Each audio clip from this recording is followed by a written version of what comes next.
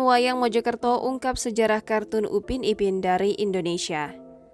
Museum Wayang merupakan salah satu museum seni terbaik di kota Mojokerto. Museum yang beralamatkan di Jalan R.A. Kartini nomor 23 Kauman Prajurit Kulon, Kota Mojokerto, Jawa Timur, khusus menampilkan seni, budaya, dan etnografi. Dilansir dari laman resmi pemerintah Mojokerto, Museum Wayang awal mula berdiri dari sebuah komunitas di Pulau Jawa yang serius dalam pelestarian seni dan budaya. Pada 15 Agustus 2015, perintisan Museum Gubuk Wayang pertama kali diawali dengan membentuk sanggar. Luas sanggar Gubuk Wayang awalnya hanya berukuran 3 x 3 meter persegi. Sanggar kemudian berkembang sehingga mempunyai 12 cabang sanggar dengan fokus seni dan budaya yang berbeda-beda. Museum Gubuk Wayang kemudian menempati sebuah gedung peninggalan Hindia Belanda yang dibangun pada tahun 1912. Gedung tersebut dulunya digunakan sebagai tempat penyimpanan kain dan sarang burung walet. Pengunjung yang datang akan dikenakan tarif sebesar Rp25.000. Tarif ini sudah termasuk pemandu yang akan menjelaskan sejarah wayang di museum ini.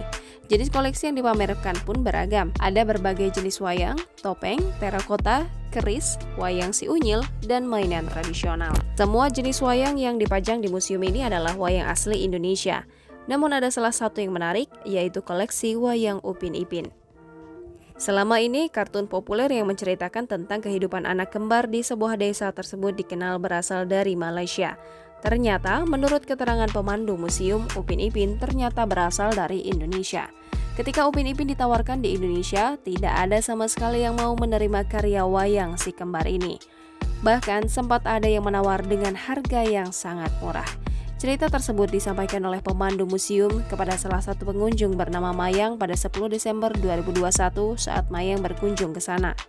Mayang melanjutkan ketika stasiun televisi Indonesia tak ada yang mau menerima, akhirnya membuat karya Upin Ipin menawarkan karyanya ke luar negeri. Karena stasiun televisi di Indonesia benar-benar tidak ada yang mau menerima, akhirnya dia menembak keluar di Malaysia.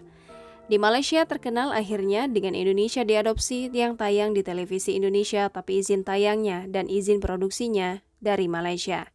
Selain Upin Ipin, pemandu juga menceritakan mengenai asal-usul beragam wayang lainnya. Jangan lupa subscribe, share, komen, dan like ya!